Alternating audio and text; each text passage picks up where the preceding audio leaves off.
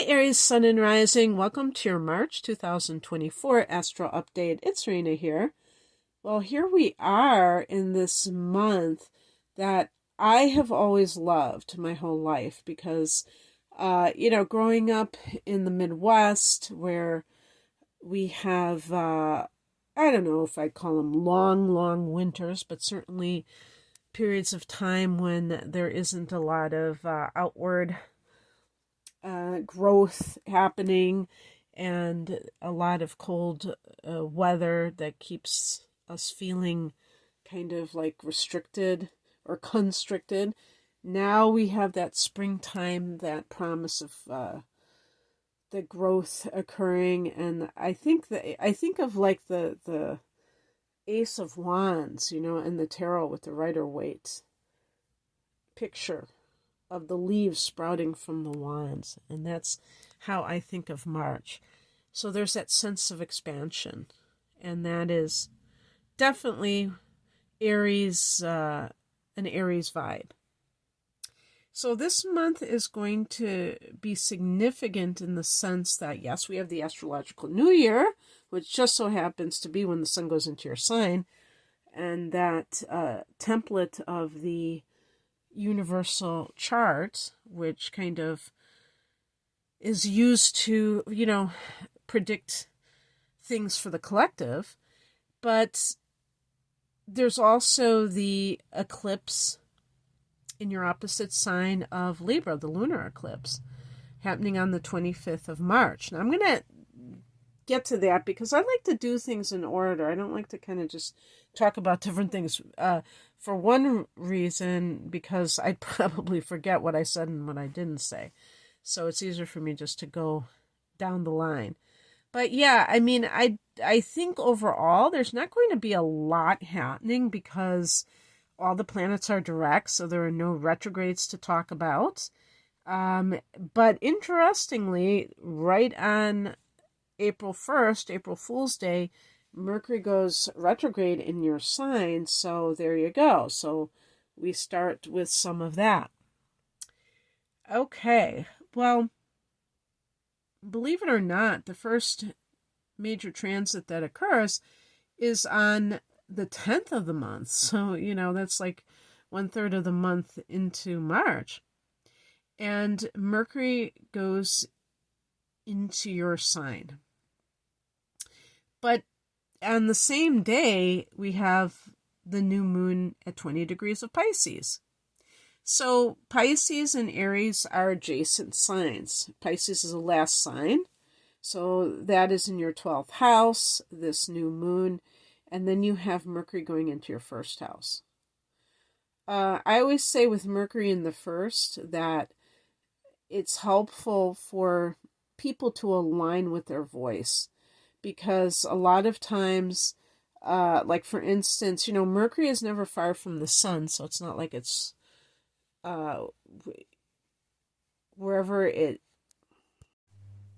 the sun is in a particular month, Mercury is going to be there pretty soon in the near future, or has already been in that area. And so it's not something unusual for Mercury to be in Aries at this time. But the thing that is interesting is this contrast of the 12th and the first houses. So when Mercury was in your 12th house, and as I record this in actually more than a month before this date, I'm assuming that Mercury is in, it's probably in Aquarius. It might even be in the late degree of Capricorn for all I know. No, it's probably in Aquarius. And so the thing is that Pisces is the house of, past lives or spiritual realms or things that are fantasy, things that are escapism. And it is not a rational place to begin with. And Mercury kind of wants to make sense of things, you know. Mercury is going to be analytical. So it's not really in a good place when it's in the 12th house. And especially not for somebody like an Aries person who's very kind of straightforward. It's great that it's going into your sign and it can, you know, be in alignment with you communicating yourself to others, especially if you need to, if you're job hunting and you're going on interviews, if you're trying to sell a product through selling yourself, if you're going on dates and meeting new people. The new moon in the 12th house, so the new moon is going into the place where Mercury is leaving on the same date. And so this new moon can be new beginnings in areas dealing with spirituality. You know, Chiron has been transing your sign for several years. So for some Aries people, there has been a softening. There has been maybe an interest in being a healer or actually following through and doing it. And so you already have Neptune and Saturn in that 12th house. And so the new moon here may provide some kind of opportunities. With Saturn here in the 12th, and Saturn has been in Pisces now for almost a year. Well, I'm recording this in February, but in March it will be a year. And that means that it is providing structure to this very unstructured area.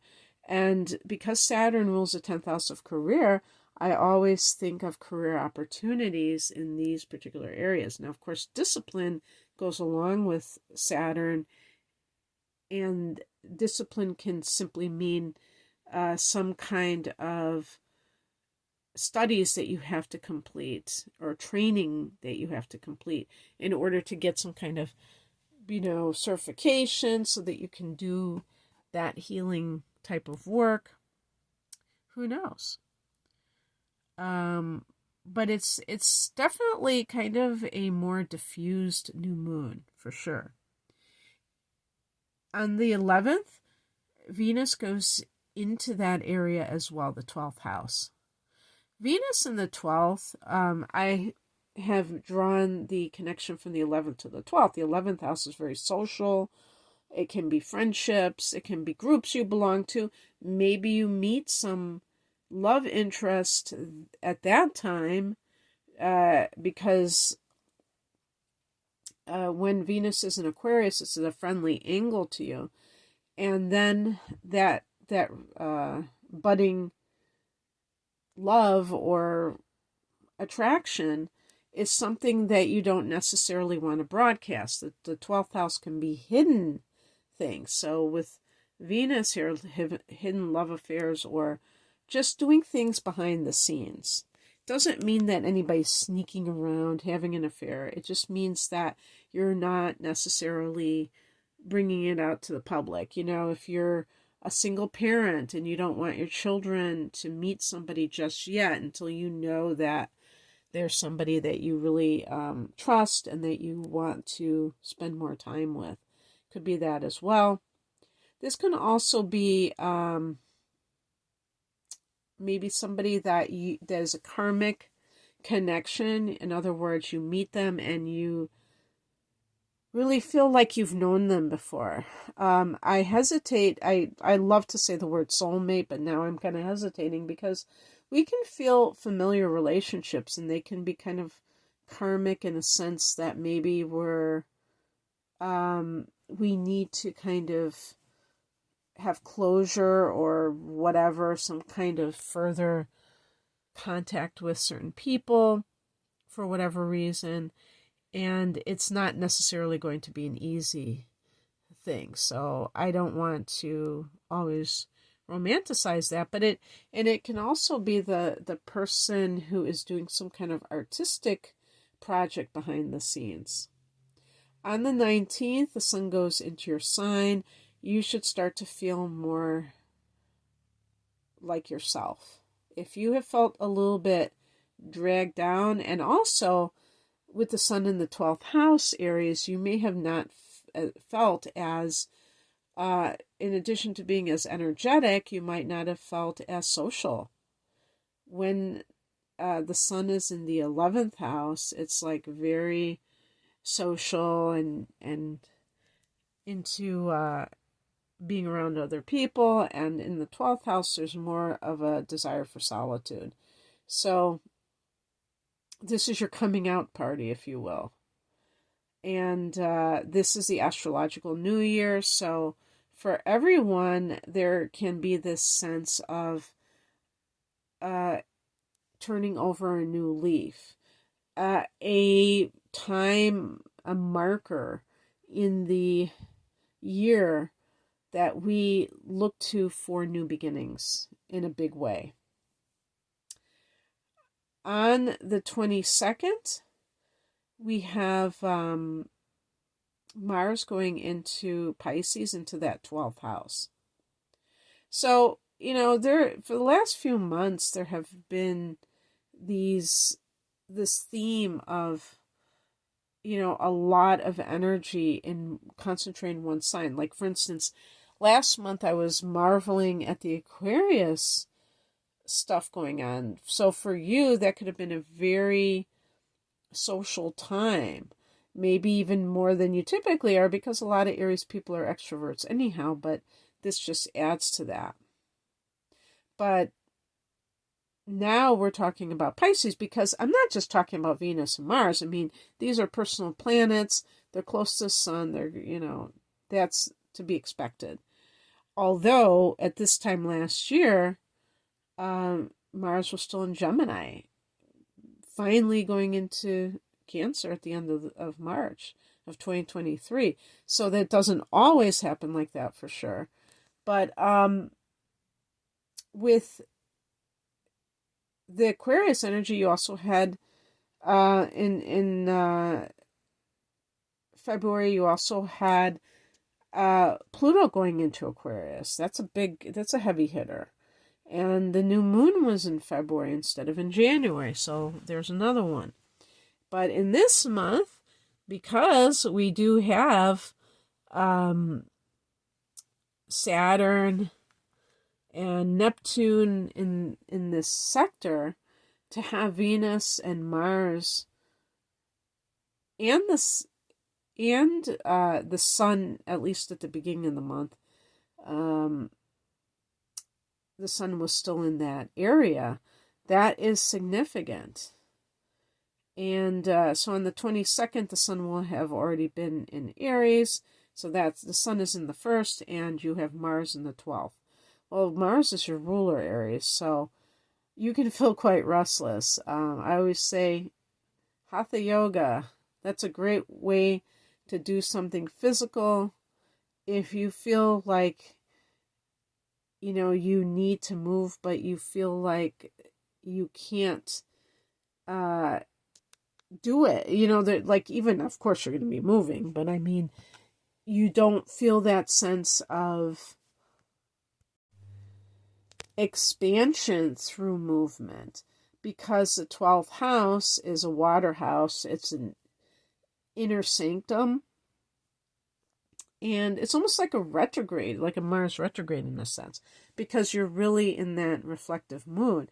So that's what Hatha Yoga was created for, so that people could sit in meditation and not be uncomfortable. So it was like a physical preparation for, just kind of like a mental practice.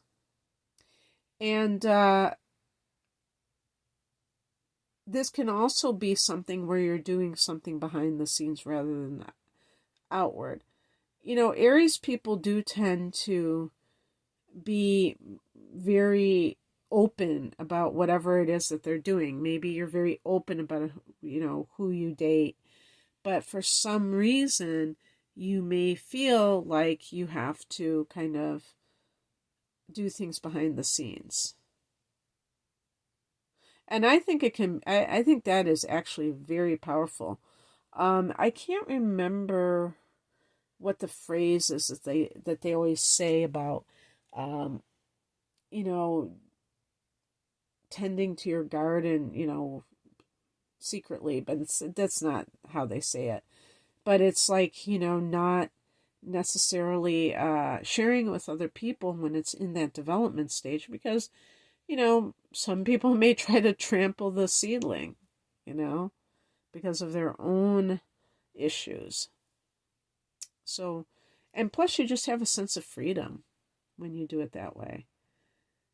On the 25th, there is a lunar eclipse at 5 degrees of Libra, your opposite sign. So this is going to be a lunar eclipse in the 7th house. So,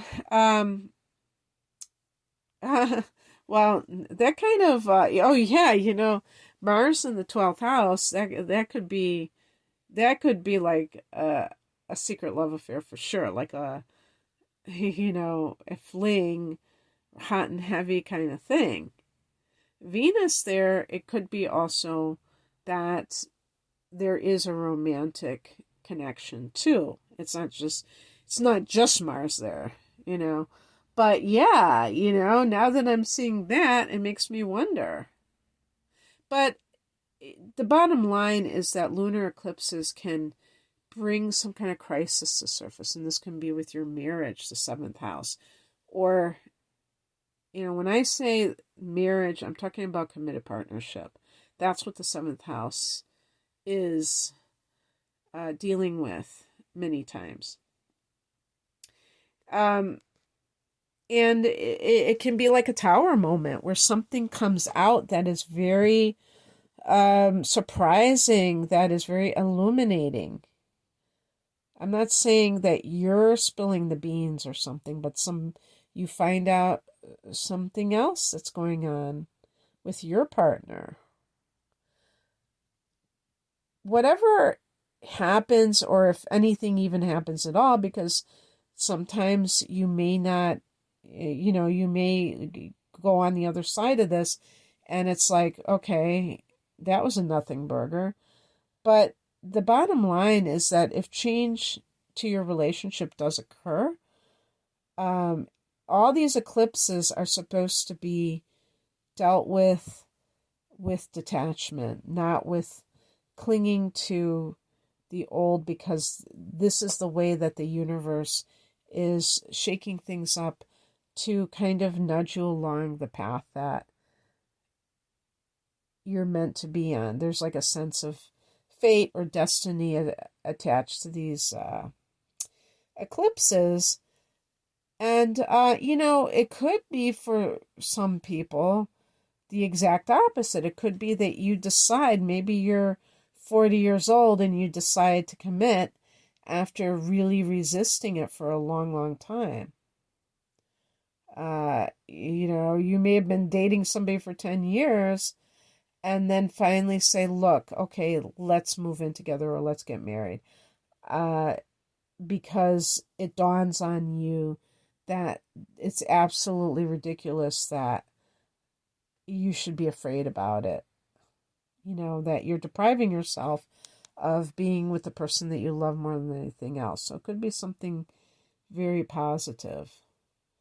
But either way, this may affect your relationship.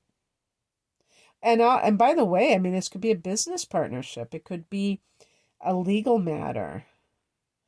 You know, I just had this vision. I'm not saying this is like some kind of a psychic vision, but something that came into my head is a person who has been in some kind of a legal matter, and then all of a sudden it just is dismissed or something like that. If you have been pining away for someone or trying to get a divorce and the other person won't let you, maybe this is the time when it'll finally happen. And I have to say that it's not necessarily this particular date, even though that's the official date of the eclipse. It could be even in the month I'm recording this in February, when you feel that energy. Or perhaps in your in April when you're going to have an eclipse, solar eclipse in Aries in your sign. Okay, Aries. Sounds like you're in the hot seat to some degree, and I hope that you enjoyed this. If you'd like a private reading, the link is below. Take care. Bye.